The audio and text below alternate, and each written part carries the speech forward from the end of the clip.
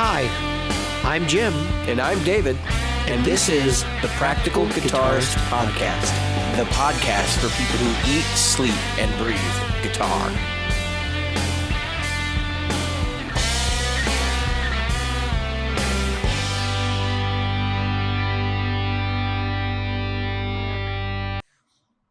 Good evening, Jim. Good evening, David. I'm getting very good at separating the middle finger for the beginning of the show and making sure that it doesn't appear to our audience before it happens. I was going to say, I don't know why you don't show it anyway. Yeah. Well, that's the thing. One of these days, it's just going to pop up, and I'm going to have to run with it. Jim. Oh, as I said earlier, so many jokes, so little time. Yep. So, let's talk a little bit. So you and I spoke earlier this week. I'm looking at getting a 2-notes Captor X, right? Reactive load box DI with the loadable IRs.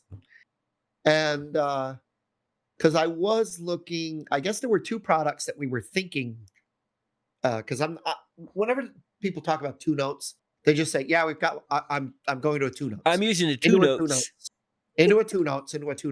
It's like, okay, and I look at it. A torpedo, a Captor X, a Captor, right. Or what's the other DI box that's just for pedals, like it's passive. Forget what that is. Cab M. The Cab M. Cab M. Yeah. So there's 4 different products. So which one is it? And so, to be honest, the Cab M makes a little sense to me in some ways. If you got to drag your amp with you anyway, why not use the Cab M? Cab M, I can do through, right? I can just go whoop, whoop. Yeah. But what the Cab M won't do that the Torpedo X does is, drum roll please. I was waiting for you to finish that sentence. Impulse responses. Yes, and what else? I think they're both attenuators. Yeah. But the Cab M is not. It is not a load at all. So it cannot attenuate. The Cab M. You're talking about the Cab M, not the Captor. Yeah, the Cab M. The Cab M is for running a pedal board into it and using that as a speaker loader, basically. The Captor X is kind of the 2-notes torpedo, and the Cab M. Yeah. Kind of. Yeah. The Cab M to me. Now I could be wrong. The Cab M to me is kind of like, what's that? It's just a speaker loader. It's like a Palmer or any of those kind of products, but it's IRs. Yeah. And there's a lot of products that do it now. I think Joyo makes one. I think, actually, I'm sort of surprised that Boss doesn't make one yet. But that's the thing du jour right now, is to just run all your crap into a pedal or into a cabinet simulation instead of actually doing it the conventional way. Right. And so then what's that? What's the Strymon one? The Blue Sky. No, Big Sky. The big one has a cab simulator on it. Oh, it does? Yes. Okay. Yeah. And then don't they have that new pedal that's just a cab the Iridium. Amp? The Iridium, thank you. I don't know why I couldn't think of that. Let's take a bird walk about the Iridium for a second, since we're talking about it. Yeah, it does IRs. It's not XLR out. Nope. And so you're still going to need a direct box, which just makes it silly in my opinion. So just, FYI, if you're going to use it for that, you might as well, just get a cab. Right. I mean, for the money though, I'm looking at the cab, the 2-notes torpedo Captor. Of course, you have to have your amp. You have to have your favorite amp, whatever that is. Captor X. Captor X. I'm sorry, you are correct. X. The Captor X, which is a relatively new product. Yeah, it's only been out about a year. I kept thinking to myself, geez, it's the Captor. We've been so used to seeing 2-notes torpedo, 2-notes torpedo, 2-notes torpedo. Really, a 2-notes torpedo was just a way to take your signal from your amp, pull it in, and make it to attenuate it, and also, as you were saying, DI it out to something else and put a cab emulation on the way out, right? Right. Where The reactive load box DI attenuator is a completely different thing. So that I'm trying to decide if I want the 8 ohm or the 16 ohm. To be honest with you, it doesn't matter which one I use to be, because I can use an 8 ohm load or a 16 ohm load on my Marshall, so it doesn't make a difference. Yeah, I What mean, I'm 8 ohm is more common if that makes you feel any better. The only 16 ohm amps I know are Marshalls. So yeah, they are. It's a weird one, but they are. Whereas Mesa is 8. Um, so I'm looking at, what I'm hoping to be able to do is to take that emulated output of the Fender, if I use the Fender, turn the emulation off, shove that into there, and use this. you're talking about the speaker out, right? Because you're only going to be able to use it with the speaker out. Well, that's just it. If I can only use it with the speaker out, because this is a speaker simulator, Yeah. I gotta come up with a way, because it can't take the speaker. There's no speaker out on that Fender. Yeah, you'll have to just put jumpers on it and bypass the speaker and then run out of there into the. You can do it. As long as you can get to the speaker jacks on the speaker itself, you can pull the existing ones off. You can desolder them. Yeah. You can add a 1/4 inch plug to it. You can do whatever you want, and at that point, then you're gravy. Yep. You will want to verify that your amp is actually putting out an 8 ohm or a 16 ohm load. That's what I've got to look at. What are these speakers actually? Because I would be surprised if they're just a straight PA speaker of some sort and they're whatever ohm load, Right. Yeah, that's a weird one. That they are. Yeah. Yeah. But yeah, I mean that's the nature of that beast, unfortunately. If you want, does it have a line out? Is it only an emulated line out, or is there an option for an unemulated? No, I could turn the non-emulated. Then you'd want the Cab M, because I think the Captor X is it. I have to look. I'm not gonna pull. I was gonna pull up the manual while we were talking. I'm pretty sure there's probably an option to run and go the other way with it. I just don't know, and so I'm not gonna comment one way or the other. But I would be kind of surprised if there is an out or an input for. Because its primary purpose is to be a dummy load, an attenuator, exactly. Yeah. Well, it's an attenuator, right? Which dummy load, whatever you want to call it. Right? Well, there's a difference because a dummy load just takes the amp down to nothing, right, and makes it feel like a cab is connected. Whereas an attenuator is variable, right? Yeah. They both do attenuation. One is variable. Exactly. And what I'm hoping is to be able to do that. What I hate to have to get, like, there's an output for this thing, but there's no way to turn off the emulation for the Marshall. So I can go come out of that, go to XLR. There's no way to turn off the emulation. The other one has an emulation off. I cannot believe that manufacturers are putting together amps with emulated outputs and not regular line outs. That drives me nuts. At the very least, give me a switch. Because like in the Mark V 25 is sitting back there, I've got no option to disable it. I probably wouldn't own a Kemper right now if I could defeat the cabinet simulation that's built into the XLR DI out. Because then I could go and I could say, run that out to, the one of the 2 Notes products and probably the Cab M and just pick up the speaker sim there. Or even something like, what the Joyo option is. Just run the XLR out, appropriate direct box into that Mooer or whatever. I think it's Mooer Radar. Into the Mooer, select my, cab model of choice and then run it out from there into the PA. And that's a cabless setup for the most part. But you know what? I'll tell you. I went to a show last night.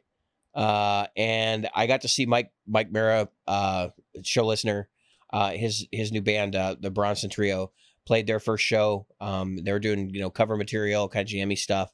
And hearing an actual honest to God amplifier at a gig, I think is a boon nowadays, because I've seen so many bands perform with silent stage kind of arrangements lately, and people trying to be quiet.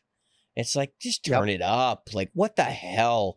Sometimes, like, these club owners, like, I want people to be able to whisper to one another. I think you need Yeah. something other No. than live music in your club. Yeah, exactly. Nobody in that place was mad about them being slightly louder than average. And I was kind of talking to him after the show, and I said, I would have just turned it up even more. I would have turned it up until they complained, because why not? I mean, nobody's going to get mad if, I mean, they sort of know what they're up for when they're walking around. All the windows are open. You can hear the music coming out of the place.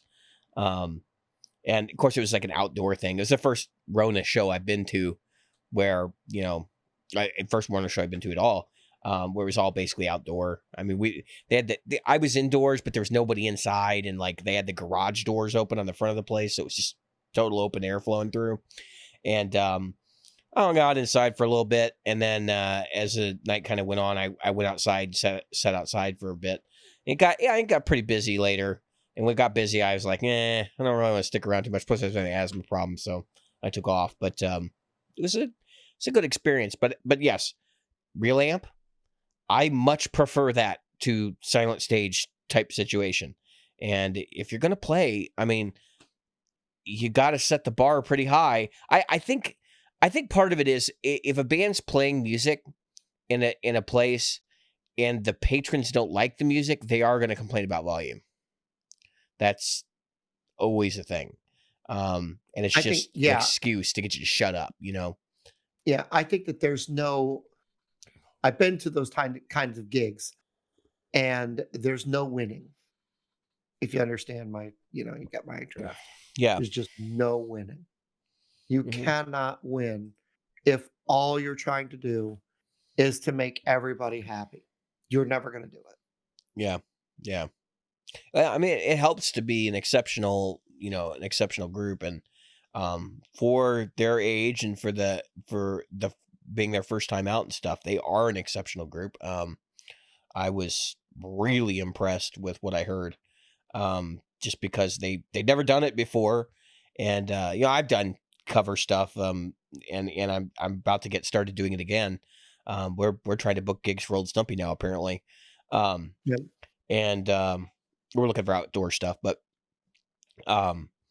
we're starting to get back in the saddle, and I'm kind of like seeing another musician going through kind of the same thing I am, which is like, yeah, I mean, I used to make originals and I used to do instrumental music. Now it's starting to go down the path of like, now I'm going to do vocals. Now I'm going to, actually perform music that people would recognize, and Yep.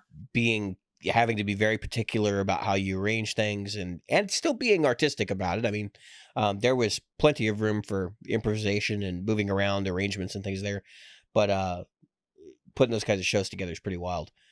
Anyway, props to him for that, and also, for making me have this realization about whether I really want to do silent stage, which is pretty obvious I don't at this point, but it's a necessary evil.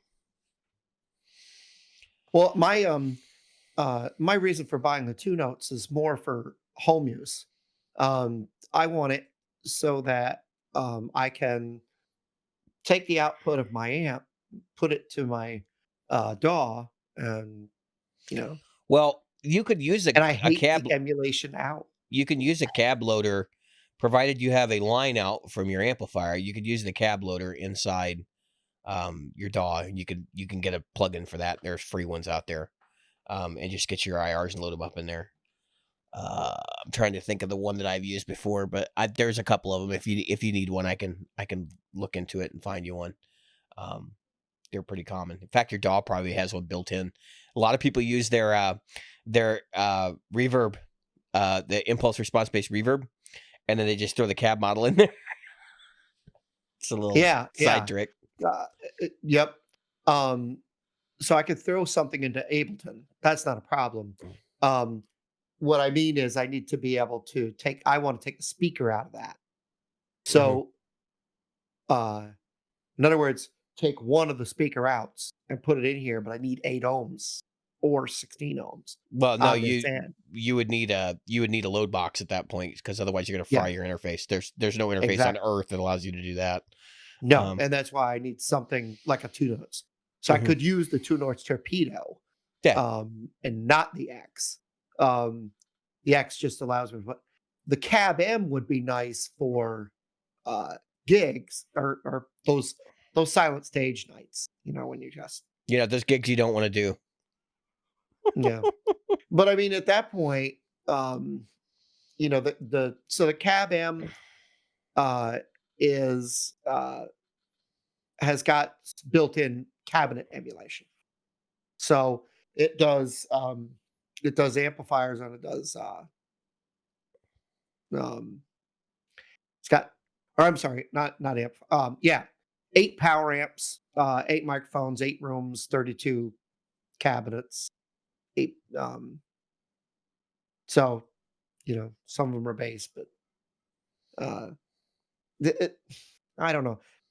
As many times as I've tried to go ampless, I'm never satisfied, ever.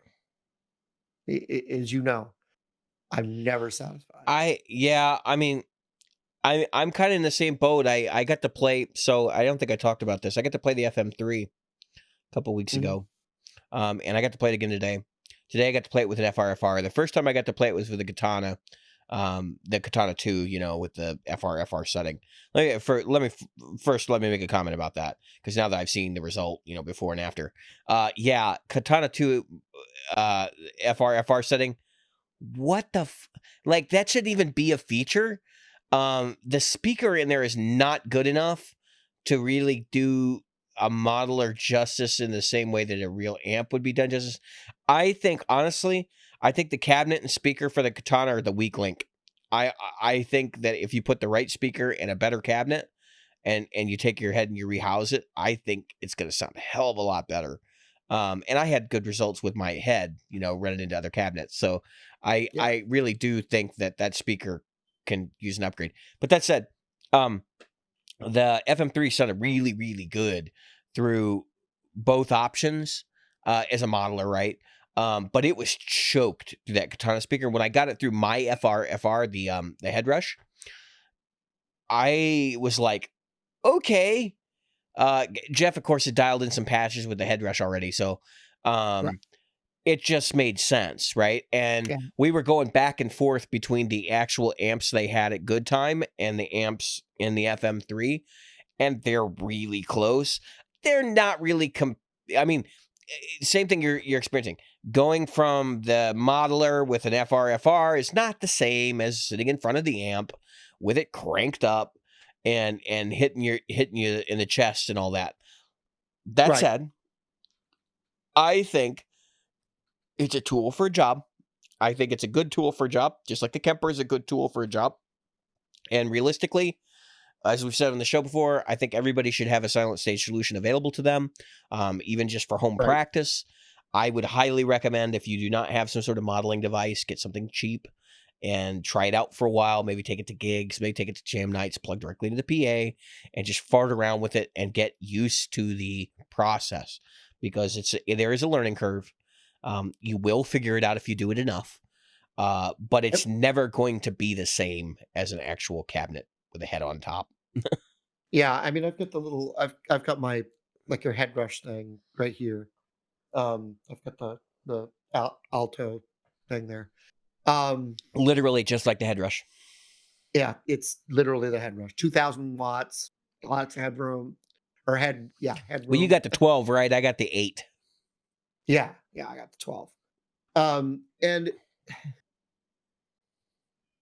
okay, this is what playing through ampless thing feels like to me. And I don't know if I've said this before, but it feels like I'm playing through something that has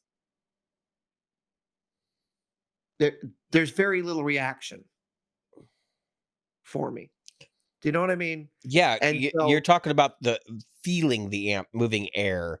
And I don't think it's really moving air, but I just think it's like the breadth of the signal path and the bloom. And Right. the dynamics of it. You know what though? What you're experiencing is not unlike going into a control room and playing guitar to the control room, what's coming out to the speakers through a microphone and a cable.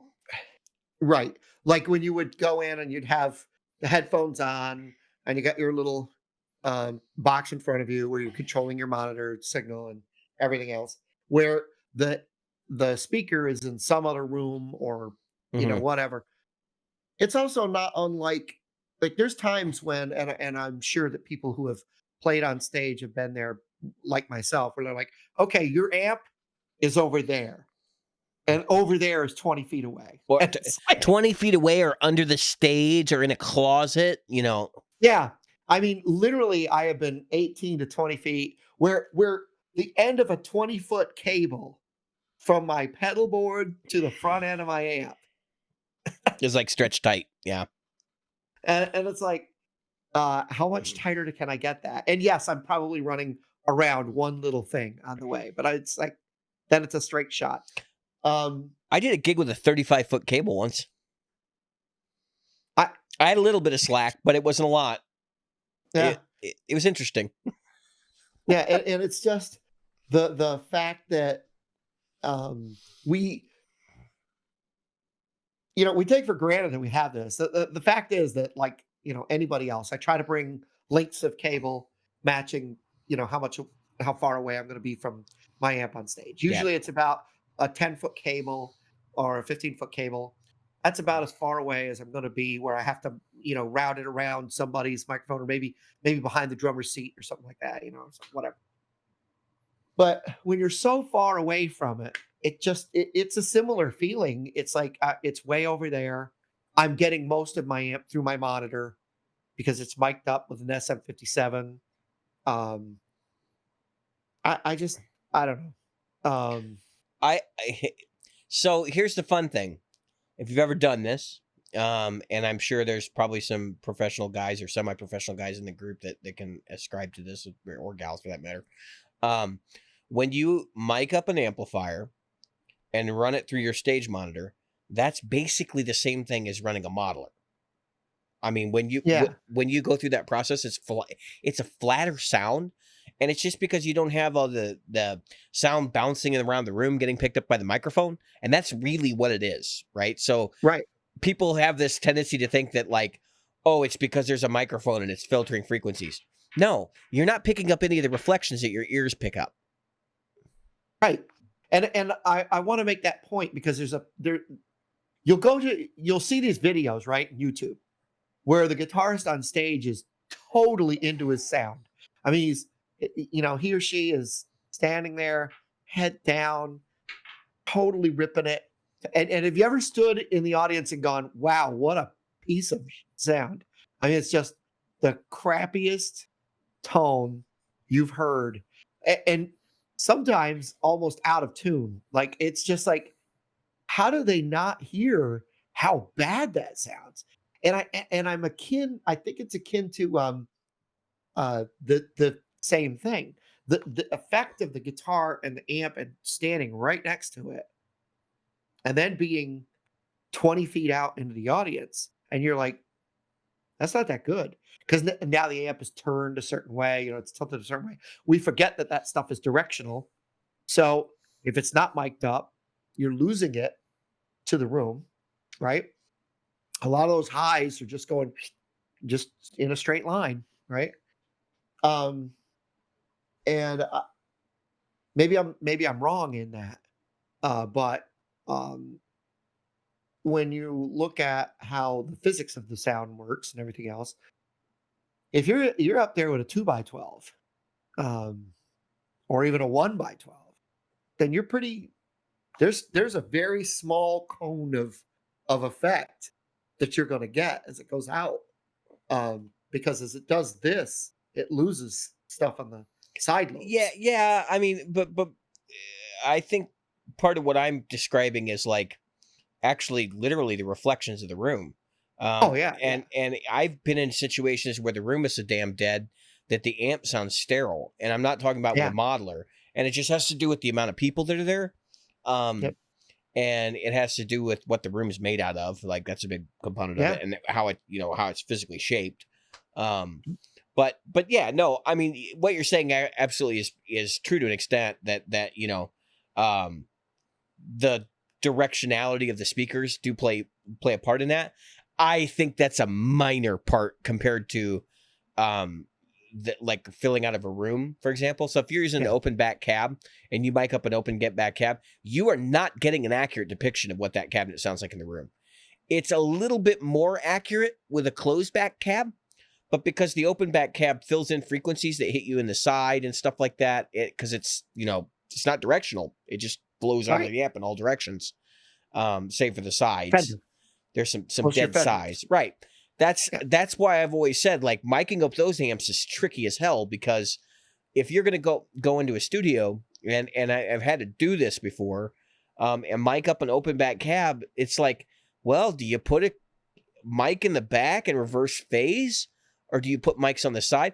I've actually had really good luck with using room mics on Fender style open back combos in the right room, and then adjusting your phase to that.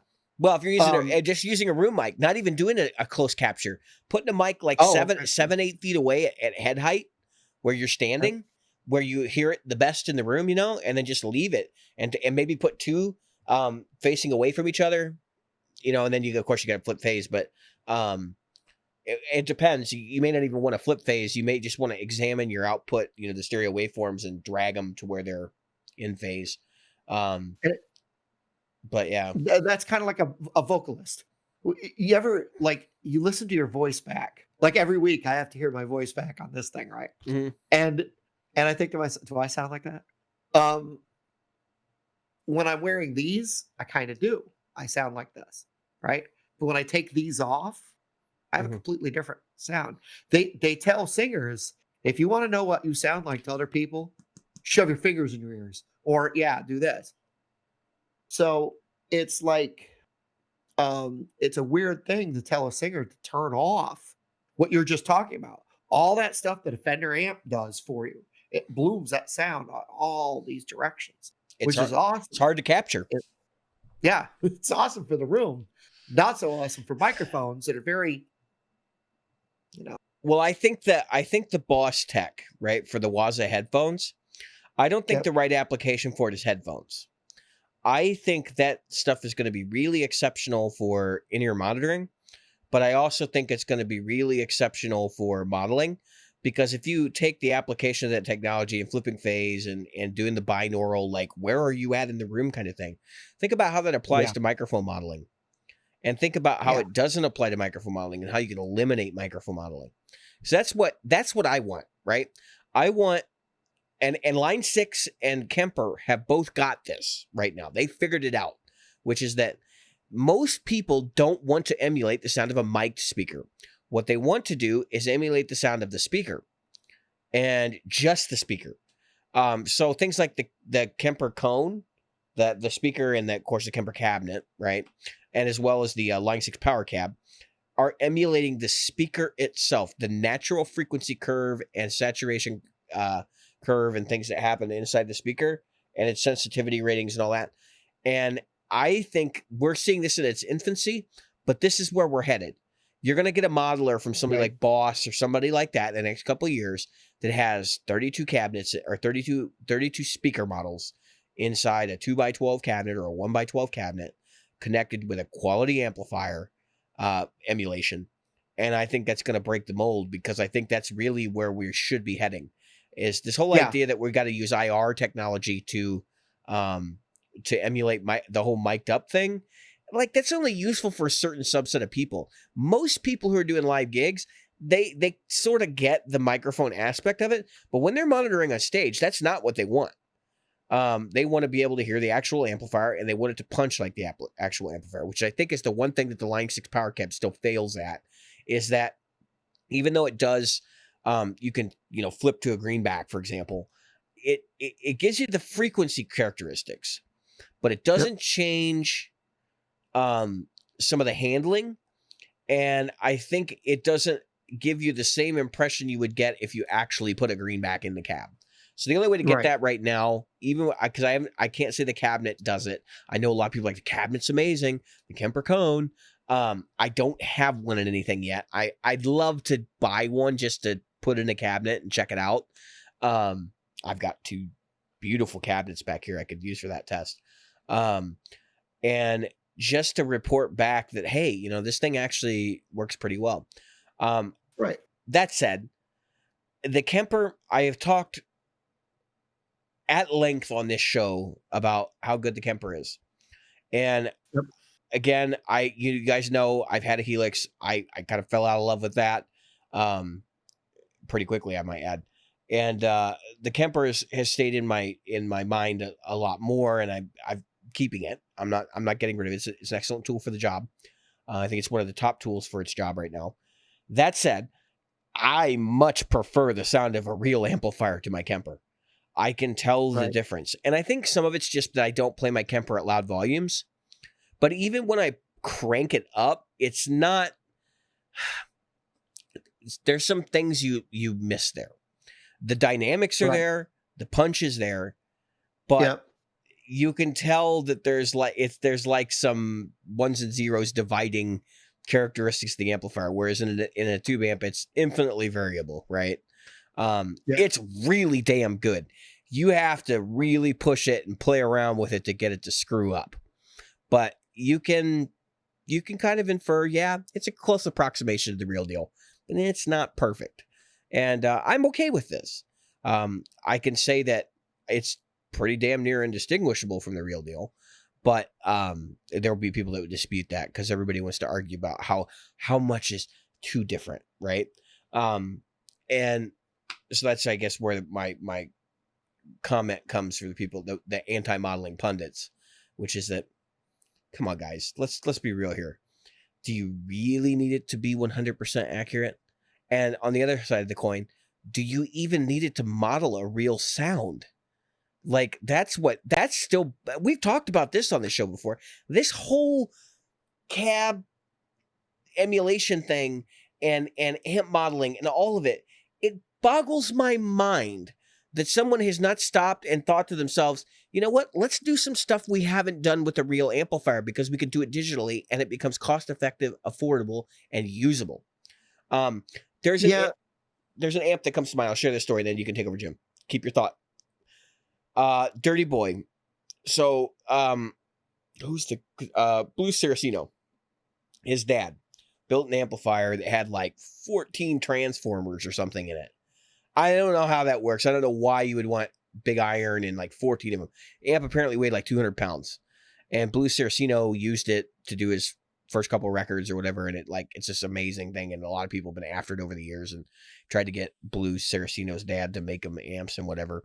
But that's the kind of thing you could do digitally.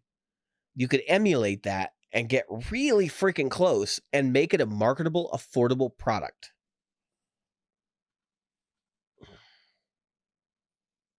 Yeah. What you were just talking about, it always seems like some company, some group of engineers or individuals will come up with a way to do something. Let's talk about the tube amp, right? Here it is, there, and here's how you do it. And then, of course, there's your people who are like, that's it. It's perfect the way it is. Don't change it. Don't change a thing, right? And so you've got your Joe Bonamasses, your David Gilmores. They don't want to change anything about it. Then They're called purists. right, you got your purists. And then you've got people who are willing to go out on a limb, right? And that's where Kemper comes in. That's where Axfex comes in. That's where I would argue that there are modern tube amps that's where that comes in. I Yeah. would not expect David Gilmour to get a 5150. No, and I would not expect David Gilmour to enjoy the tone of a 5150. But that's all that said. What I'm trying to say is that what usually happens is, okay, Fender came out with these tube amps, right? And they were blowing up. Everybody loved them. So Jim Marshall, who was a drummer, right, says, hey, I got to build amps too to make some money to help these guitarists out. I'm oversimplifying the story, folks. Right. There's a lot more to it than that, but yeah. Right. And so he comes up with a Fender Bassman and calls it the JTM, which is, I think that's him and Turner, a guy named Turner. James Tyler Marshall or something, I think, right? Yeah, James Tyler. Is it Tyler? Yeah, something. I think so. I think so. Yeah. So JTM is just his name, right? So he comes out with these amps, and it's like, oh yeah, we got these things, and of course they've gone through several iterations of namings because, oh look, it's a plexi because they used plexiglass, they etched the words in on the back, and oh that's what they didn't do anything to They sound. didn't call that. It was just a JTM. That's all it was. JTM and a power rating. And back then it was like, hey, what kind of tubes can we get? Oh, K88s. Okay, we'll use K88s. Yeah, KT88s. Yeah, the KT88s, right? Yep. And so anyway, and then Hiwatt goes, hey, we want in on this. Of course, Vox is over here going, we've been doing this. Like, what? Yeah, we're just making it louder. We're gonna make it one louder, right? We gotta do that. So I guess the story went that the Who wanted 8x10 cabinets, and Marshall goes, "No, you want 2 4x10s, bigger, or 4x12s, 4x12." They were 8x12s. 8x12. That's what I meant. And he said, "No, you want 4x12s. You want 2 4x12s. You'll stack them." And he goes, "No, make 8." And then they got him, and then he went, "Okay, now cut them in half." Yeah, these are too freaking big. Yeah, my roadies can't handle. And then, the Blues Breaker was because it needed to fit someone said it needed to fit into the boot of a car. So right. They cut that to the 2x12. And so there's all these iterations, right? The fact is that if you look at it, basically, Marshall was a Fender in Europe. And well, there's a lineage. There's a lineage to everything. I get what you're saying. Yeah, but there was no real engineering changes. It was just make it louder. Okay, I'm going to throw more speakers at it, or you know what I mean? But somewhere along the line, something happened. Okay, so while everybody else, every other instrument was enjoying the fruits of new technology, guitar players became more and more piss and vinegar about not supporting any sort of new technology. I mean, going back to even Les Paul, right, in the 70s, and his going to low impedance, right? Everybody was like, why would you want to go low impedance? That's an awful idea. And actually, like, if you thought about it, or if you've ever done any research or read about it, like, it totally makes sense to go low impedance. But we didn't do it. Why? Because there were enough jerks out there who were not going to adopt anything new and not make anything new a standard, that we were like, no, we're not going to do that. Now, I get backwards compatibility. Obviously, work in the software world, right? I get backwards compatibility. I get the fact that, like, some people were probably like, look, I don't want to have a converter to use my old equipment. But this is a thing that happened to every other electronic instrument in the last 50 years. We went from organs to synthesizers to MIDI synthesizers to and let's not even talk about the different kinds of MIDI synthesizers and synthesizers in general, right? Like the ones before MIDI that existed. Then we suddenly get to this point where we have these modern, like, soft synths, right? Which at first, like, there were companies like Arturia who were like, I'm just going to emulate all these vintage soft synths, or these vintage real synths, right? Like the Yamaha CS80 and stuff like that. And then they went and they did that, and now they're making stuff that's like way beyond the realm of like what those synthesizers can do, and they're doing it digitally. Of course, you got your purists, the guys that still want to buy a Polymoog, but that's a smaller market than the typical studio professional who's still buying soft synths, right? I got Cubase, and it came with Retrolog, which is a great soft synth, and it has a lot of capability to do pretty much what all of those other modern or those other esoteric analog synthesizers will do. But the reason why I say this is, like, while everybody else is going like, hey, we can now connect a USB cable and play our thing via this, we're still sitting here using 1/4-inch jacks. Like, what in the hell is wrong with us? I just don't get it. We have not adapted to the times at all. We're using the same technology that they were using to do this stuff in the 20s. In the 20s. Like, it's been over 100 years. When electricity was invented and you had 2 wires, hot and return, that's what we're still using. Hey, we added a ground. I mean, at least we put a ground on the amplifier. That was a smart decision. Yeah. I mean, that only took them 75 years to figure out. And a few people getting shocked. Yeah, a few people dying on stage because of it. This is what boggles my mind. So when I go to the gear page, let me give you an impression of what it's like for me to go to the gear page and read people talking about, like, you know, some tube that doesn't get made anymore. I just look at that and I'm like, oh, good word. I'm just like, seriously, we're still using this stuff? Because now I'm not going to be the guy that argues that we should not have those things around, but I'm also kind of sitting there going like, this is totally impractical. I mean, when tubes were gonna go out of production and everybody lost their minds, there were dudes buying every EL34 in stores and putting them in their house. There was a guy I met when I was in college who had a closet filled with EL34s. I'm not kidding. A closet floor to ceiling with little boxes of EL34s in you know, the cardboard cartons. And I was like, when he told me this and he showed me a picture, and I was like, what are you going to do with that? He's like, I don't know. He's like, I don't know. He's like, I'm going to use some of them, but he's like, I'll probably sell some of them eventually. He's like, I want to make sure I have enough for I want to make sure I have enough for the rest of my life. There were guys I remember who were doing that even in the 70s. Sure. They were just buying I'd know friends, like they'd have I have a closet right here. It's just a little closet. It's like a coat closet type thing. And they would have a coat closet full of tubes, power tubes, preamp tubes, all these tubes, and a little tube tester. Remember the guy, one guy in particular, he had a little tube tester right on the wall. And he'd say, yep. He goes, I said, why do you have a tube tester? He goes, some of this has been sitting here for 20 years. You can't even buy a tube tester now.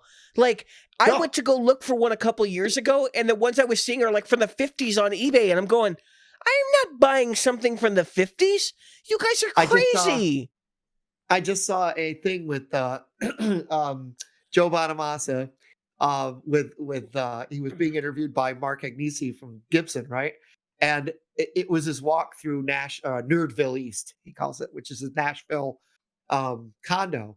And beautiful condo, you know, and of course he's got it decked out already with all these neon signs and everything else, making it look like Nerdville.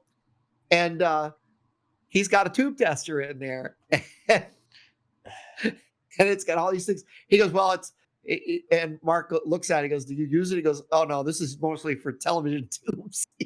I don't know. Right. But it's funny because that kind of thing. I remember, so I'm old enough to remember having to buy TV tubes. Okay, so TV goes out. We would go to our Radio Shack or whatever and get a television tube, and they had a tube tester there, and you'd make sure it was good before you took it home and put it in the television. So you could take your TV tubes and you'd take them in, and just like a fuse tester back in the day, you take them in, you plop them in the thing and find out which tube was bad. And then they said, oh yeah, you need a whatever power tube. And it was, with a television, folks, it's a 10,000 volt system there. Or several thousand volt system. I mean, we had a small in the weapon system that I used to work on. We had a small display. They called it a B scan, a B scope, and B scopes. You had a circulating scope, you know, and then you had a B scope. The B scope was it went in one direction, right? So it was usually just azimuth or elevation, right? You'd have both, right? And so in the B scope, the the scan went this way. Our power for that was 10,000 volts at the scope. That's how much power we had at the tubes. Right, right. And so when you think about, bringing in a cathode ray tube, right, Mhm. for a television, and you're putting 20 something thousand volts to that thing at at one of the plates, it just blows your mind. But my point is, what I was getting at is that there seems to be somebody will get something, it's popular, let's do that. There's very Yeah, little I mean, I change for definitely a see. while.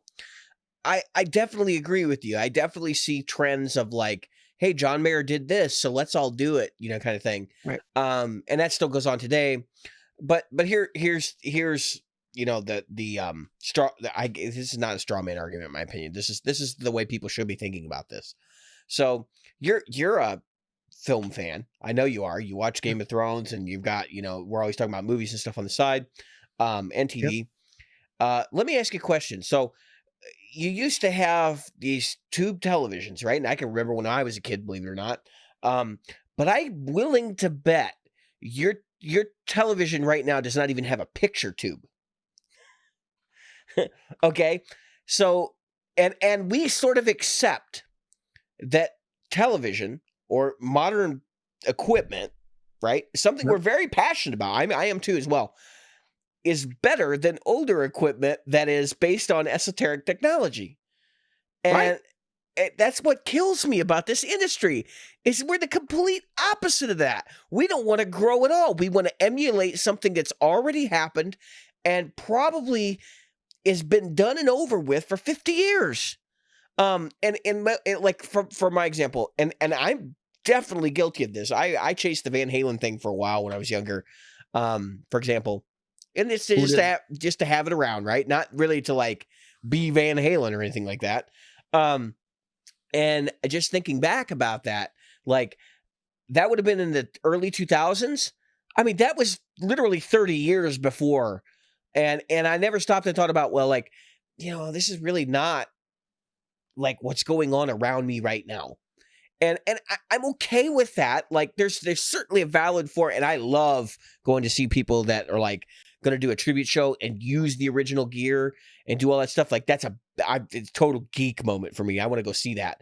But I also kind of sit there and I go, you can do all of that stuff with modern equivalents and make it sound just as good.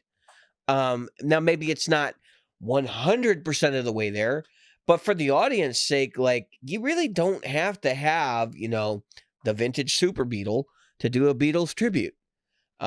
You could have a fake Super Beetle on stage and play through a pod, and a lot of people would not know the difference.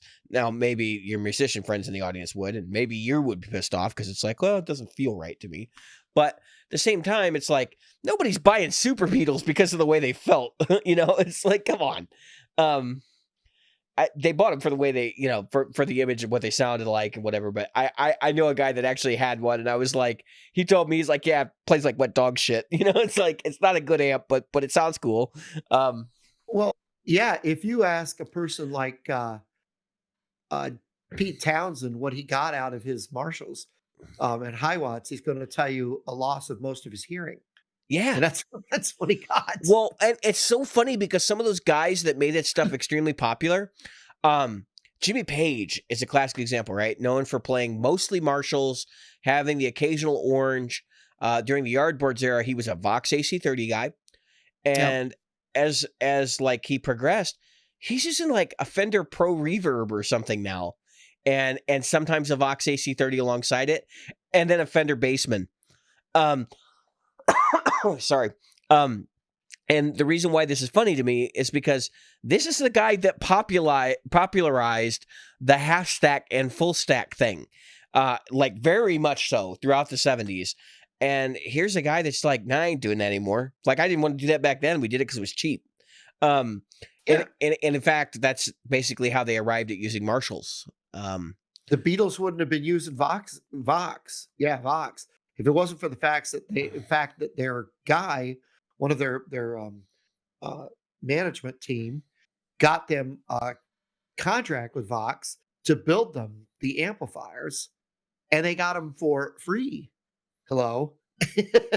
So that was a tough nut to crack. And when Jim Marshall saw Hendrix, he went, I need a guy like that. So hey, Hendrix, here, take these, try these. And of course Clapton and Townsend wanted in on the action. None of those guys were getting free product though. They all paid. No. Yeah, but Hendrix didn't. Hendrix got a lot of free stuff. It's not what I've been hearing, because they said that Jim gave him discounted rates, but Jim never gave away product. And so he probably paid cost. I mean, that's probably basically what it was. But Marshall did not do endorsements until like endorsements where, hey, you sell this product, we'll give you a free one. Until the 90s, like late 90s, because even Slash, when they did his Silver Jubilee signature thing, that they was really just a Silver Jubilee with a boost on it, in the 90s. This is way before they did the other one, right? The Appetite reissue or whatever. Yeah. When they did that amp, he paid for his small run. Yeah, he paid for him.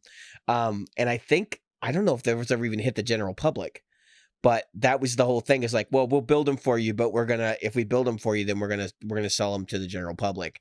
And then he ended up buying a bunch of them. He bought like 100 of them or something, and they got sent to the various cartage places all over the world so that they could be able to tour. But yeah, I don't know. I'm just going by something I recently heard. But as far as Hendrix went, and that again, it drummed up so much business that. It could not be purchased. That there was no way that Marshall could put a number on how much Hendrix's use of his amps was worth. Yeah. Well, especially not now, because even if like it wasn't a huge hit, because I don't think musicians had the same mindset back then. I mean, some of them did, because Jimmy Page talks about seeing Clapton playing the SG through the Marshall and going, that's kind of the thing. I don't think that was so much the thing back then, where people were like looking at what other players used and then tailoring their gear around that. Because there are definitely some popular players who were using some really weird stuff that just did not catch on. And I think that we don't hear of to this day. Yeah. Well, I mean, the classic example I think of is the guys in the Doors were using like some crazy solid state amplification system that was like full PA down to like amplifiers and stuff. And you see them all the time used if you look, but it's like nobody was buying this stuff back then. It's not popular now for sure. And most guitar players were buying like deluxe reverbs and stuff. They weren't buying like, weird solid state off-brand kind of equipment.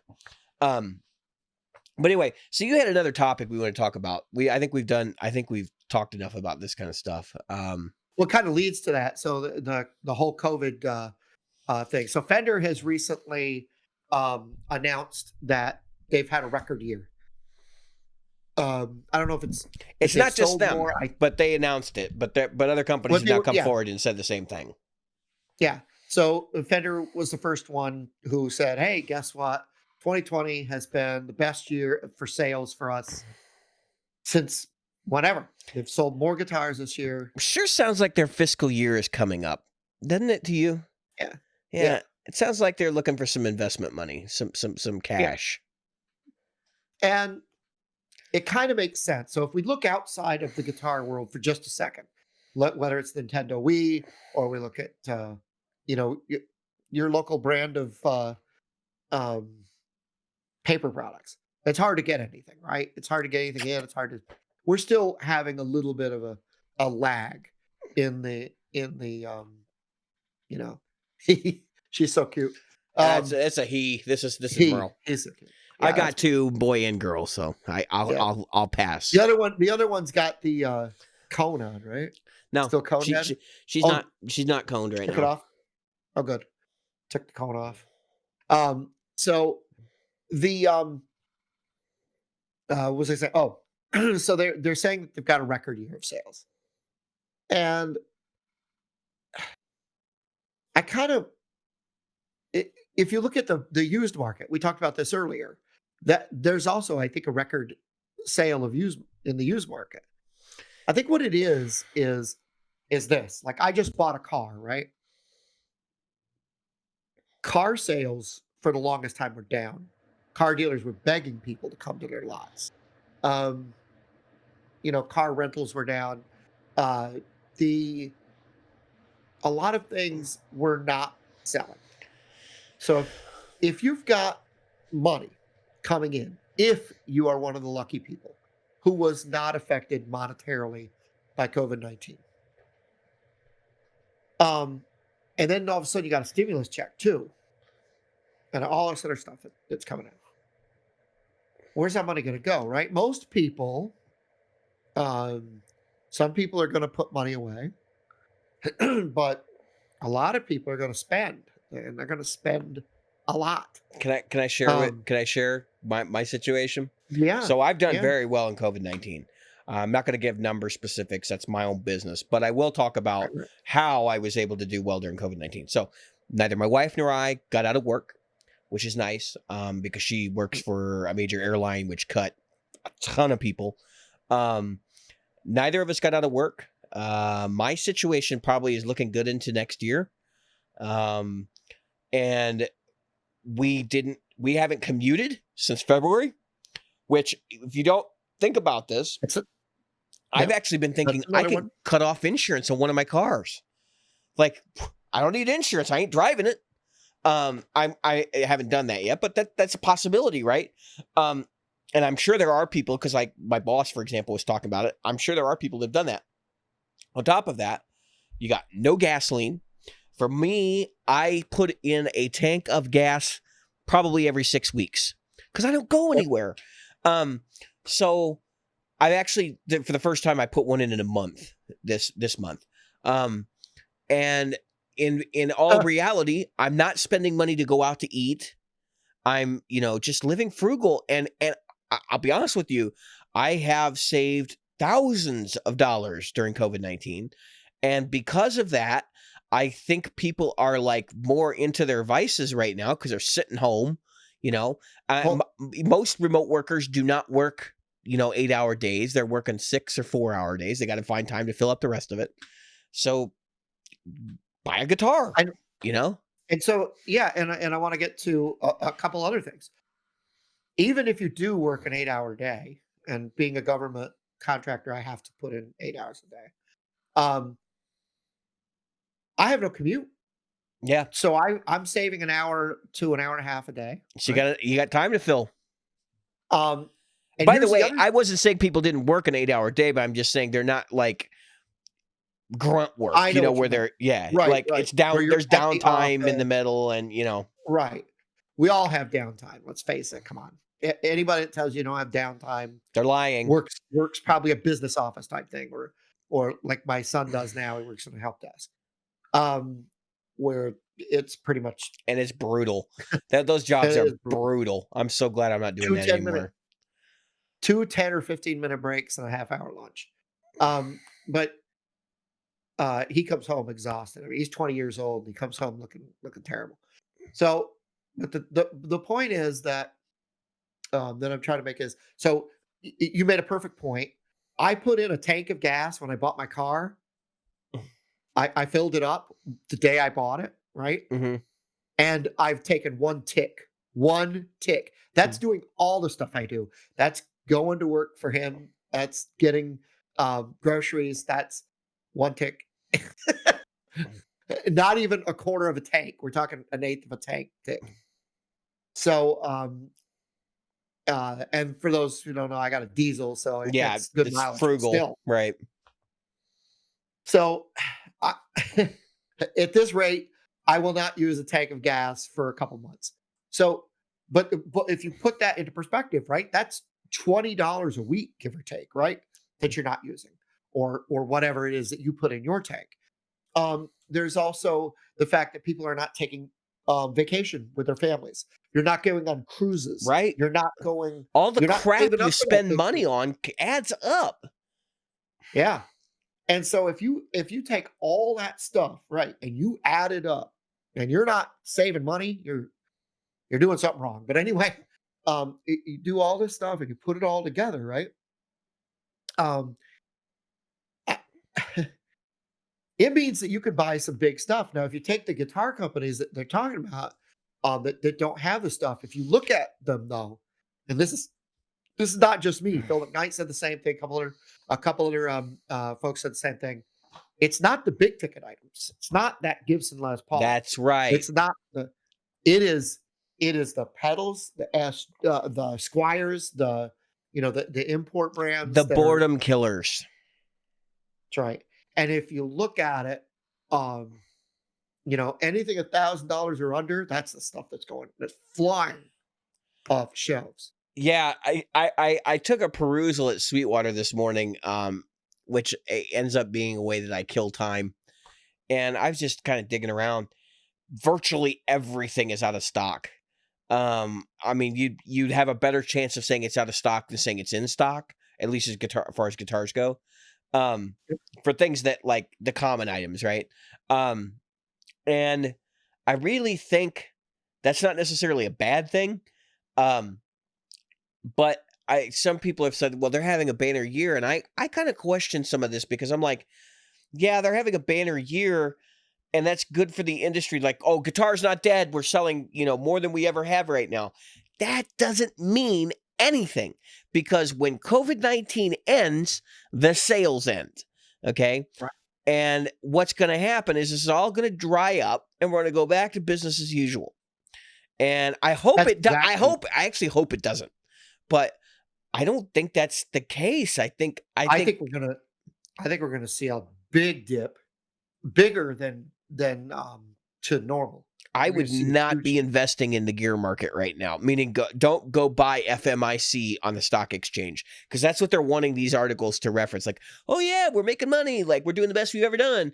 Yeah, you are, but it's a temporary thing and it's not going to last forever. And quite frankly, a lot of the crap that you should have oodles of inventory to sell because you change it every year.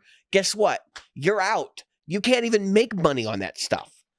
And if you really think about it, let's go a step further. A lot of the stuff that people got excited about for NAMM, that was NAMM this year, I don't hear a lot of buzz about that stuff. Well, and that's because it was winter NAMM.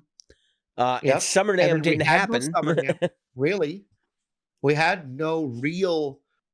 We've had no real gear news. There's no market for gear right now that is like big moving and shaking kind of stuff.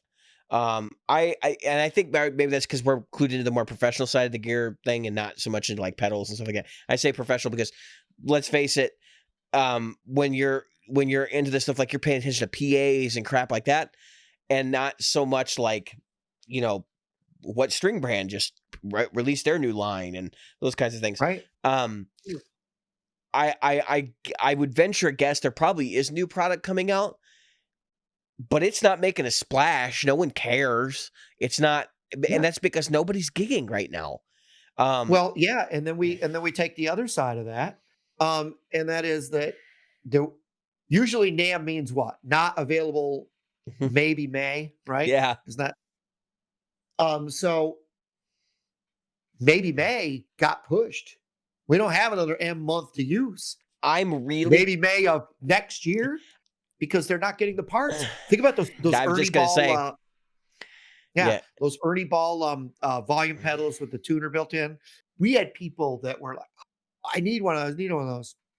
Now forget it. Like, yeah, you're going to be able to get one when the few come in. Is Ernie Ball going to be able to keep those rolling? Because that's a buzz thing.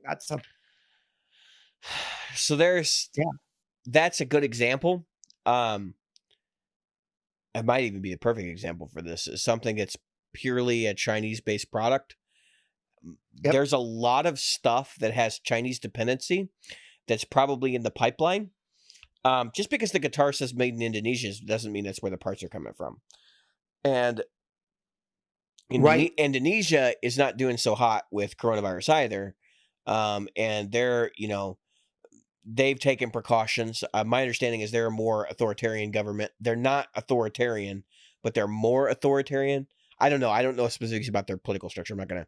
But because of that, they've locked down the country a lot more. It's a lot harder to get product out of Indonesia as well right now. Right. And I wouldn't be surprised if Cortec, for example, has a number of guitars that'll be showing up as Ibanez, LTD, all these different companies that do some production there. I don't think LTD does production there, but maybe they do. But that won't show up until after the coronavirus thing settles. So I think 2021 is going to be a huge year for new products. But I think it's gonna be dangerous to the industry to launch new products in 2021 because these companies are going to be willing to just open the floodgates because they've got all this influx of cash on new ideas and trying new things, and the business is just going to tank because as soon as people start commuting and their money dries up, like what are they going to do then? And we've been talking about the new normal. As part of my work situation, we've been doing training and stuff for like, what does the world look like after COVID-19 rips through and changes everything? And honestly, I don't think it's going to be as different as people are thinking it is. Like everybody around here at least acts like, well, we're just going to keep working from home off and on. And, the employers are going to be okay with it. And I think that's a bunch of baloney. I think what's going to happen is you're going to have a lot of the companies that say, you know what, batten down the hatches, we're going back to regular work. And it hasn't happened yet because obviously there's no vaccine. There's no, there's no real reason to return to work at this point. And although people know they can work remote, the companies have to see value in it. And right now they're not seeing value in it because they're having a rough year anyway. There'll be no proof that because they let employees have this responsibility that anything actually came out of it. And that's going to be the bottom line for a lot of big companies that, hey, we let people work from home and we didn't see a productivity increase or decrease. And actually the business, didn't do well last year because, and you would think that this people would be smart enough to say, well, the business didn't do well because nobody's buying anything. Right. But the reality is we know how business is and they really don't want people working from home. And so they'll use that as an excuse. We haven't really seen I don't think we've seen, of course, this is I don't want to go too far down this rabbit hole. Oh, right. But I don't think we've seen the full effect of what this has done to small businesses. Nope. We sure as hell haven't. A lot of people are talking. Yeah. There are certain things that are going to come back. They have to. The haircut thing, that's going to come back. Everybody wants to treat themselves to a haircut and a nail thing and everything else. Speak for yourself. Yeah. Ponytail exactly, or bust. Right? But I need a haircut, something fierce. And I'm not a Floby guy. This beauty doesn't take care of itself. Oh, yeah. Bullshit. But I mean, this. Yeah. I have a mop, right? I actually have you beat right now, but we're not gonna do that. Oh, yeah. That measuring contest there. Yours has body, mine doesn't. So mine is as long as it shows. Yeah, where yours is, yeah. So what I'm getting at here is that what we haven't seen is the blowback from. Okay, so somebody like you and me and everybody else that doesn't have to go back to the office. Think about the savings if a company can say, you know what? Right. For small businesses, for small businesses who want to attract top talent, that makes a lot of sense to do it. Yep. And that's probably still going to be the case. And then here's the thing that they don't do. So they're not renting office space in Manhattan. In DC. But small businesses aren't renting office space in Manhattan and DC either. Oh, a lot of them, you'd be surprised at the number of businesses that have. I think our definition of small may be different, and I think that may be the problem there.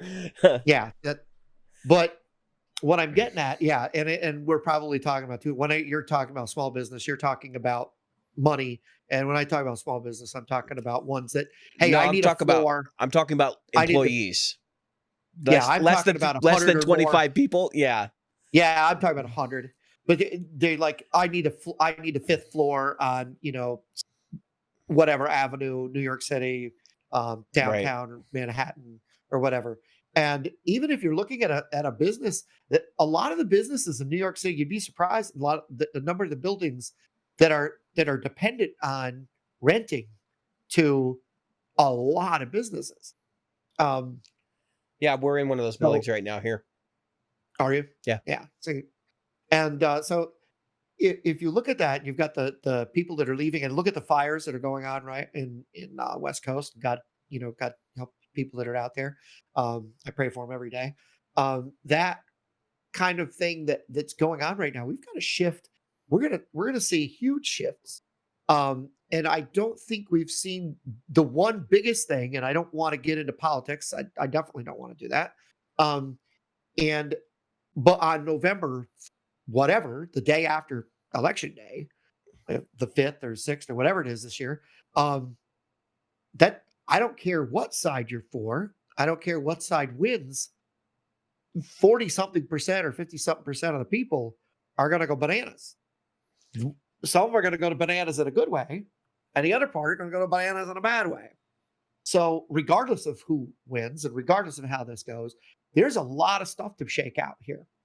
And we don't know what our futures hold.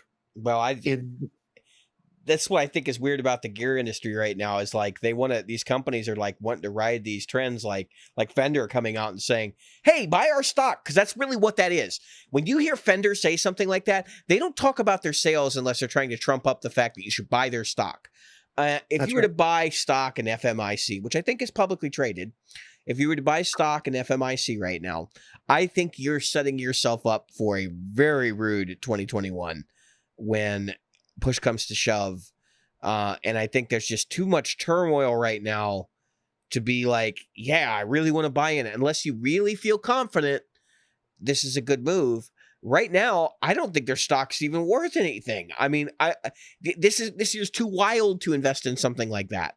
And so I just saw this as like a really funny joke. But the other component here is that they're also trying to generate this like guitars are cool again kind of attitude, which they've been doing for years. And I love the fact that they have made promises and failed to keep them. Like this NAMM, we're going to have more female signature guitars announced than any other company. And you know how many there were? None. If you answer none, I don't recall any of them. So it's like they're probably out there somewhere. I don't know, but they didn't make a big deal out of it. Why? Because that was more important for them to identify with the female market, because they have to sell guitars. And so they're doing a good sales thing. They're saying, hey, it's popular amongst women, and so popular that we're going to give a bunch of female signature guitars to artists. And then it doesn't materialize. No one says a word, which is kind of appalling to me that nobody said a word. And here we are with a company doing this now. Other companies are having the same kind of shenanigans go on, and it doesn't mean that their parts are waylaid either. So Kiesel, right? Their parts, like I think their pots come from Germany. Their which may be an issue. Their pickups come from the States. They make them in-house. Maybe the base plate or something comes from overseas, but I wouldn't be surprised if they're not doing their own bending and creating their own base plates in-house. They're winding the pickups in-house. The tuners are basically like hip shot stuff, you know. I think they still do some original Floyd stuff too. And so your basic components of your guitar are basically made in the States, right? Because of this boom, you cannot order a Kiesel today and expect to get it any less than 16 weeks. 4 months. Their typical lead time is 8 to 12 weeks. 16 weeks minimum. And they're saying as much as 6 months, depending on your build. So if you put that into perspective, like this has taxed the entire industry from the used market, which has made people think that their stuff is worth way more than it is, which reminds me, I've got some stuff I need to sell right now. And so apparently I'm just going to get like an insane amount of money for it. Used gear is going really expensive, which is kind of mind boggling to me. alongside, new gear, which is equally expensive, as usual, business as usual, right? Yep. And I'm just kind of sitting here watching this whole thing and going, this is chaos. Right now would not be the time to buy anything. Now, if you're going to be sitting and you're going to be like, if you've got your eye on something used, wait till 2021, because there will be fallout from this economically for 2 or 3 years. And I know this is a terrible way to look at the situation, but people are going to start losing jobs next year too, as a result of what happened in this year. And when that happens, that's when you want to jump on the bandwagon, because you will see a deluge of 20 guitars and basses and all other sorts of musical equipment dumped onto the used market that you can just pick up for peanuts. Well, this goes to something we talked about earlier, which is where a lot of people were talking about, so-and-so resellers are offering me very little money for my gear. Let me tell you something. The used market has been incredibly powerful right now, whether through Facebook Marketplace, eBay, or Reverb. So there's been no need for people to say, hey, unless you've got to sell something today because you got to pay a bill today. And if you're in that position, that's a sucky position to be in, but you're not in the hot card holding spot. You've got a 2, a 7, a 9, a 4 in your hands. That's what you've got. And they've got a jack, a queen, a king, and an ace. And it sucks. And they're all in spades, and you have mixed a mixed hand. Yeah. So the fact is that it's tough poopies for you in that respect. But right now, if you've got gear to sell, now is the time to put up for sale. And it doesn't matter how weird. I was like, oh well, the used market wasn't too bad. I wanted to get a Masuku or whatever that wacky pedal is. They want more money than they've ever wanted for that thing. Well, those are discontinued too. So yeah, and so it's like over $300 to try to get one. The Miko, Korg Miko. Miko, yeah. I've been looking for a Behringer DeepMind synthesizer, and I'm kind of like, I can get one. I mean, they're not even that expensive right now.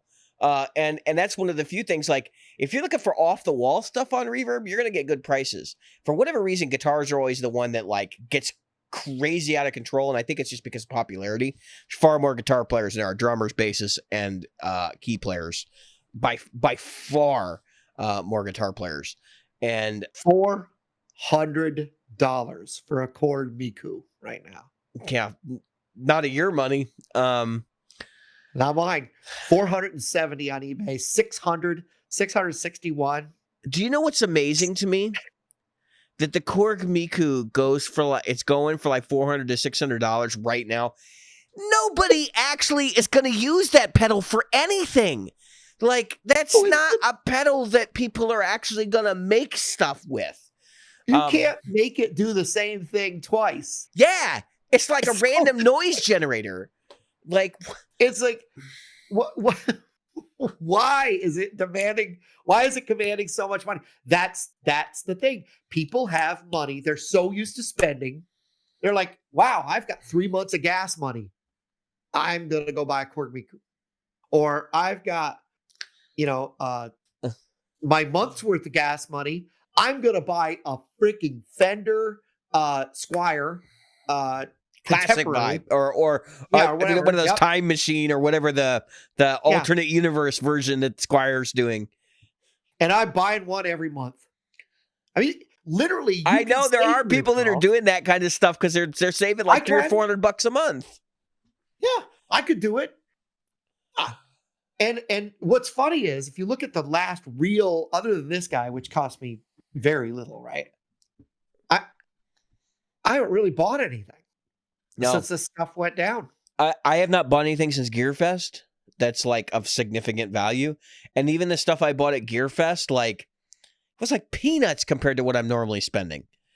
I have spent this much. As a matter of fact, I do spend more than what I spent on this when I take my 2 sons to the to Texas Roadhouse. Okay, so that just to tell you, that's how little I spent on this. And to get, Is it bad? I didn't mean to it's not a interrupt bad you. thing.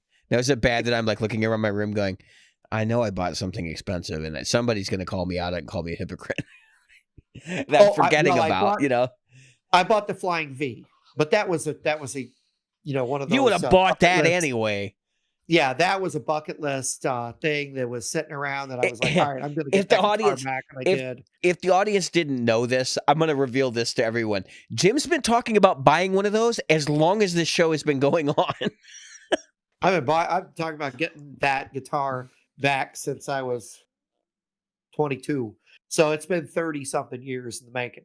And the fact is that but if you look at it, other than that guitar, I bought, I don't know if you could really count that frickin', where is it? It's over there stuck underneath the stuff. The Spark.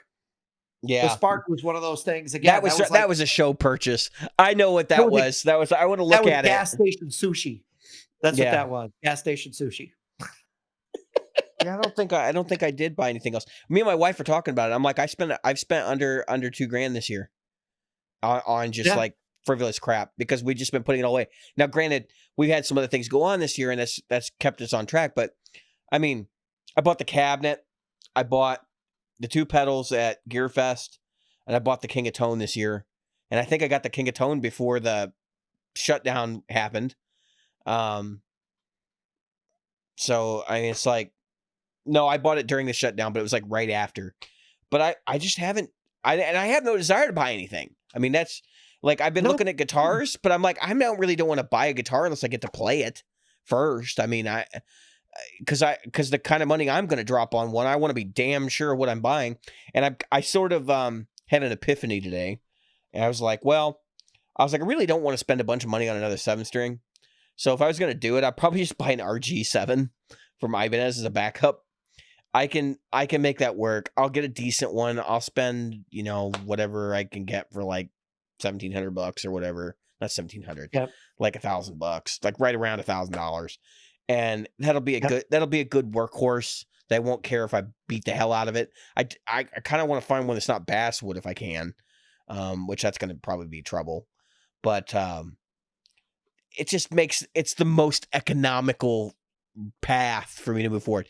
Then I need to get an acoustic, and whatever else is probably going to go towards an amplifier or something, or a P. Actually, I probably need to buy a PA before I need to buy an amplifier. So, that would be the next step. I've been looking at a few PRS SEs, so I've just been keeping my eye open. Even like that's another line that, for me, PRS SE doesn't make sense to me. Even an S2, which an S2 is like a quality guitar, and I'd love to have a PRS in the belt. I feel like a PRS S2 is like a compromise. It's like, well, you really want a core model or you really want a CE, but you don't want to pony up. And I like the CE quite a bit. I think the CE is attractively priced for what it is. I think the cores are fairly expensive. When you consider that a Gibson Les Paul standard is what, $2,300, $2,400 now. A PRS, and I'm probably gonna get crucified by my local PRS dealer who's a listener to the show. When you consider that a Gibson is that cheap, that a PRS core model is over $3,000. It's like $3,300, and I know they're not the same guitar. And I know they're not built to the same quality spec. I know that obviously the woods are probably better in the PRS. But it's like, how much does that all matter? I don't know. I'm not a big fan of the current Gibson stuff, and the ones I have had a chance to play, which again, it's 2020, right? I haven't played much. I was like, okay, I still think if I was gonna do Gibson, I'd be looking mid-90s, somewhere in mid-90s era. But yeah, PRS is expensive. So if I was gonna do it, I would stay at a core style, like CE core kind of thing. That John Mayer guitar, there's the Silver Sky. I guess. Yeah, I don't want another. yeah. I don't need another Strat. Well, I've I been got three of looking at them. the PRS SE, the 35th anniversary um, model was really where I was looking. And when you think about it, I mean that's $1,000 guitar, and it's not cheap. Yeah, the 25th anniversary models were cool too. Because they're basically like basically a core model PRS. Yeah, But done in the Korean workshop. I mean, they're yeah, very, very cool guitars. They are limited top, but again, you get an actual maple cap on those with a laminate over the top of it to make it look pretty. yeah, Um, yeah. I mean, look at Yeah. Ibanez, right? They want to charge $1,000 for a guitar that has like a super thin veneer on top and is made out of like basswood. Um, your mileage may vary, but I'm not super excited about that. The big thing right now. Can we talk about walnut tops before we end the show? Not Sure, walnut. yeah. Not walnut. What is the burl? Maple burl, Oh, Burl. whatever these Yeah. burl tops. That's like the thing du jour right now. I think they are fugly. I have seen some that are okay, but most of them, like, I wouldn't want to tell the parent that they had a kid. Like they're just not good looking. I mean, okay, so I get the burl concept in like a table or furniture, but to put it into a guitar and then have to use like resin or something to fill it in, and then you got like the stain that goes over the top of it. It looks like your guitar has a fungus growing out of it, which is what burl is, by the way. It's a fungus. Um, it's what causes that erosion of the tree. But I see these guitars and like every Ibanez is like super guilty of it, right? We're gonna do burl tops. Listen, you know what I want Ibanez to do? I want them to do a retro line. I want them to do a line of RGs and S series guitars that are like flat colors, um, you know, Floyd Rose's the edge tremolos, right?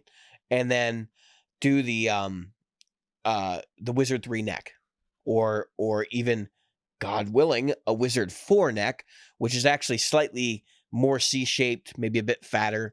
I will say the Wizard 3 I can play. The Wizard 2 and the Wizard 1, I cannot play a Wizard 1. Wizard 2, I get fatigued on. The Wizard 3, I think they finally kind of figured out that you have to have a little thickness, and the nut width can't be like paper flat, okay? Right. Which is, they don't feel like a D shape on the newer ones as much. If they could do a Wizard 3 in like desert yellow, with 7 strings and 6 strings variants, and maybe even an 8 string for the Genters, in the Yeah. kind of like iconic, these are what made Ibanez popular in the 90s colors, I think they'd sell like hotcakes. I really do. That RG 550 reissue they did, the Genesis series or whatever, those sold really well from what I've been told.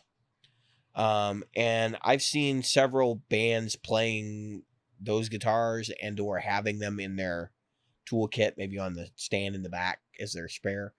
On YouTube, obviously, because it's 2020, right? I would buy an RG7 in the pink, in the neon pink, or the slime green, whatever the color that was that they did back then, or desert yellow, and I think there's a market for it. We're getting to the point where that 90s nostalgia is going to be a hot seller. As I said, Kramer's a little late to the party, because Kramer should have been tinkering around about 2015. The Charvel like craze is still ongoing, right? But now they're even going modern, right? You got Pro Mods, which is like super popular, and that's basically their version of the AZ. And Ibanez has got the AZ already, so let's do some 90s throwback guitars. We didn't talk about Stephen Conrady's guitar. I know I got from Burles to this. Ibanez? I know I got from Burles to this, but I wanted to shed some light because I know he listens to the show. I don't think I told him this in the group and like didn't really explain much, but I figured it might be worthwhile to comment. So he bought an AX, right? And when he told me this, I was like, AX. I mean, they were okay. The ones I played were like beginner instruments, right? One of them had the drop D thing that was behind the bridge, and it was like that was kind of cool. And I played a couple of them when I was younger, and it was mostly because those were popular when I was learning to play guitar. But anyway, he sends me the serial number, and he tells me it's a made in USA guitar, and I'm like, they never made AXs in the US. So then I start looking around and digging, and I find out they did, but it came out of the LA Custom Shop, and his serial number matches the LA Custom Shop. So Isn't that weird? I was going back and forth with somebody who knows a little bit more about Ibanez's, and what we think is that may be a John 5 signature that came out of the LA Custom Shop because he was playing AXs with Marilyn Manson. Okay. And that didn't last super long because then he quickly got his Fender deal and all that stuff. But he had a bunch of them made by Ibanez. And of course, this would have all come out of the LA Custom Shop. And apparently nobody knows where any of them are. And he's never really been a big Ibanez guy. So I wouldn't be surprised if those didn't all end up on the market somewhere. If he didn't gut his inventory. Maybe he kept a couple, his favorites, and then dumped the rest of them. And that he could have John 5's, AX. One of them. Anyway. I know, isn't that weird? It's pretty crazy. But that's the kind of weird stuff you come across every once in a while. It's like this weird one-off guitar that nobody even knew existed. And it becomes a cool find. And I don't think he paid very much for it either. No, he did a small trade, something like that for it. Yeah, so it's cool. Anyway, I thought that was kind of cool. We're at an hour and half-ish. So I have been David. All right. I've been Jim. And tonight we have been practical guitarists with lots and lots of economic financial advice. Yes, which is none. Yeah, By the way, Fender is privately owned. Oh, I thought they were publicly traded. Nope, they're privately owned, but they're owned by a group of investors. So that is kind of it. It's all right. Well, then ignore me. A bunch of rich VC guys. They are still trying to convince keep your money in Fender because it's worth it. Because they're investment companies. That makes it even worse. Money around. Yeah. I thought FMIC was owned as stock for the employees, and then they eventually went public. Yeah, no, they didn't do that. Okay. No. Well, I have been more of an idiot than I anticipated. And we are practical guitarists that did not give good financial advice, apparently. Thanks, Jim, for bursting our bubble and making me look stupid. But I'm okay with this. I'm fine admitting that I didn't know what I was talking about. It's a blunder for the episode. Believe me, I'm sure that there's a lot of investment money that goes in and out of those companies. Oh, sure. For sure. Yeah. Good night.